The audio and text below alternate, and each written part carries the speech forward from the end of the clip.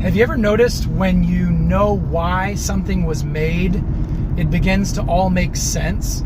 If I find some tool in a garage sale and I look at its features and I don't understand what in the heck is this thing, I can observe it all I want, look at all the different features, but until someone behind the desk or behind the table there says to me, oh, that does this, that's what this is. Oh, that's why it has this feature and that feature. Science says a lot of things, does a lot of observation, looking at the features of things and how it works and what things it, how it does its processes and what features it has.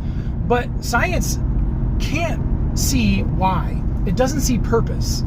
And so I think one of the powerful things about reality reconciliation is that we recognize that everything that we see in the physical world came from a designer. It came from an intelligence, a being that had a purpose in mind behind everything created.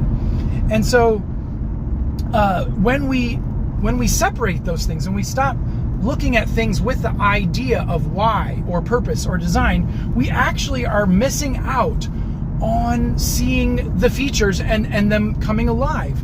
A tool only makes sense when you really understand its purpose and why. And it's one of the saddest things about what happens in atheistic science is we've divorced purpose from looking at features.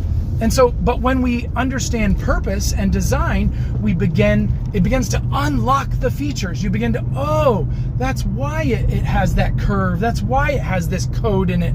That's why it's this color.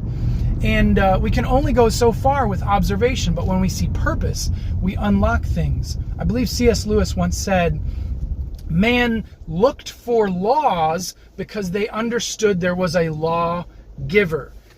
Isaac Newton was a believer in God. Whether he believed like I do today doesn't matter, because he believed that there was a creator, a designer behind all of this. And when he developed calculus, he developed a math that described the physical world that we live in. It's phenomenal how incredible that math can describe everything that we see. That's laws in nature.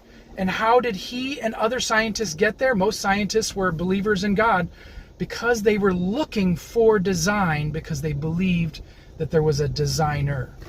That's reality reconciliation, and I hope you join me in it.